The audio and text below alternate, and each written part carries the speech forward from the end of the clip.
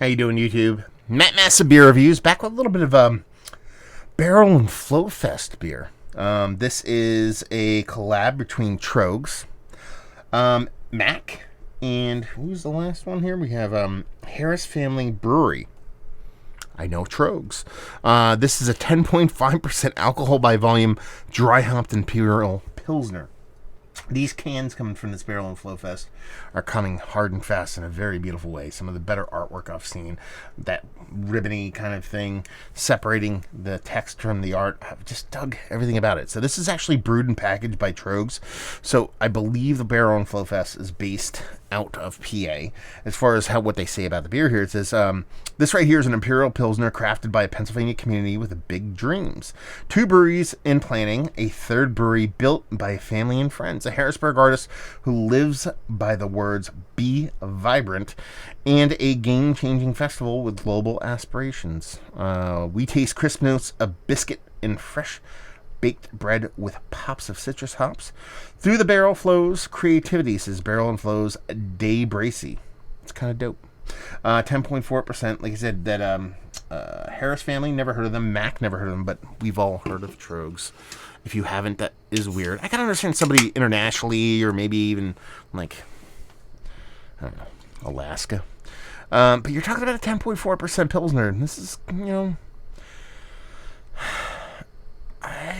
or lager, I should say. No, it's the Imperial Pilsner. I don't know. It's got to do something special for me to really get hot and bothered, because I kind of like my Pilsners sub 5. But we'll see what's what. Label art, like I said, this is just fantastic label art. So that has that going for it.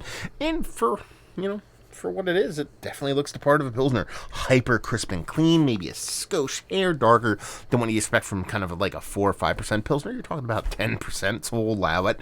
Just under a pinky finger of just barely off-white cut of head. Looks the part of a Pilsner. Let's see what the nose gives us.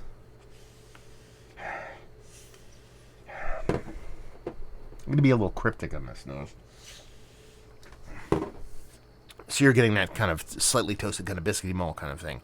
You're getting a bit of dry hopping here. I'm not getting anything, at least from the hop or malt side of things, that gives me this presence of a huge double-digit kind of Pilsner. It really does come off as the kind of same thing you'd expect, both malt and hop-wise, from a 5% Pilsner.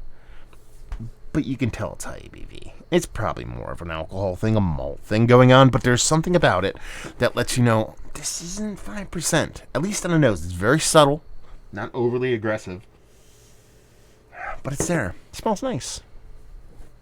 Let's dive in. Cheers.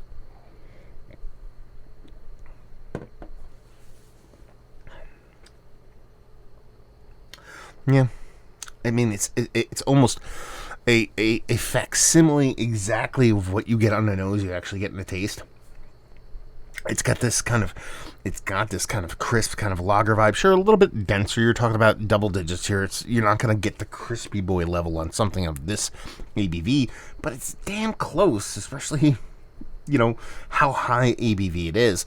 And the hopping presence, it brings a little bit of tropical sweet vibes to it. I think that's a little bit more kind of a normal kind of melony kind of hoppiness I'd expect from kind of a Pilsner. When you add that little bit of extra sweetness that high ABV brings, kind of leans you into a little bit more kind of tropical fruitiness. And then you do get the heat. You get a little bit of heat in the back end, a little bit of kind of like evaporative kind of alcohol thing going on. One more sip.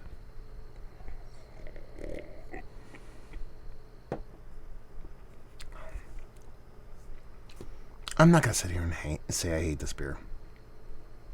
But I'm also not going to sit here and say I like this beer. This is the literal antithesis of what I enjoy in beer. It's crisp for its ABV level. Again, well made, no off flavors. It is, for all intents and purposes, a double-digit Imperial Pilsner, dry hopped Imperial Pilsner. But it's not giving me the things that I enjoy from a Pilsner. You can give me a dry hop Pilsner. You can give me a higher than average ABV Pilsner, but what we're getting here is very much akin to me, like a malt liquor kind of thing going on. Not like a good malt liquor, like somebody did a handcrafted malt liquor, or like some people call it like Santa Claus malt liquor. No, like I'm talking St. Ides here. And that, sure, it's better than that. It's not as that beer. But what about Pilsner? What about dry hop Pilsner really does excite me? It is the drinkability, the crispness, the hot presence, everything about it. And a lot of the DNA is here. But you're talking about something that's at least double, if not triple, the ABV of one of the biggest tentpole markers in lager Pilsner that I love, which is the low ABV factor. That I can drink 3 of those to one of these, and you're like, well, okay, but it's 10% Pilsner. Why you drink? Well, why are you drinking it? Well, sent to me. I'm curious, but I'm also was curious to see if it brought some kind of extra something to the table. It's bringing some kind of hair on fire hot presence, some kind of weird kind of pseudo lager wine kind of thing going on. No, it is what I am tasting is as close as you can get to a 4.5% dry hop lager, but making it 10%, and just that additional 6 and change ABV does nothing for me. Like it has no redeeming quality for me whatsoever. So while it's an impressively made beer, I could see a lot of people really enjoying this, drinking this, going, this is really cool. This is a fun experiment. I'm getting a lot of what I enjoy in a 4% beer, but a 10%. It's just not my bag. It's just not what I really enjoy. Not what I look for, especially when it comes to lager Pilsner. Even though this is called Imperial, I get it. I'm getting on a roller coaster. I'm riding a ride. It's going up and down violently. I'm not complaining about that. I'm just saying, for me personally, well, impressive and well made, just not really the beer for me. There you go.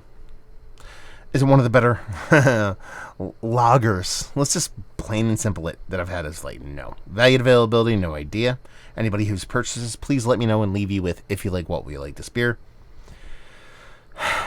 If you like lager, but you want to just get ripped, like turned up, like wake up in a dumpster in Pittsburgh level, kind of turned, you'll love this. So there you go. Reviewing the books. Hopefully you guys enjoyed it. Let me know if you've had this, please. Down there if you want to talk about it. Massive Beers if you want to check me out doing the social media stuff. Pure Massif if you want to check me out doing the whole podcasting thing. Hopefully you guys enjoyed the review. Hopefully enjoying a little bit of collab barrel and flow-ness right now. Hope we'll see you next time. Cheers.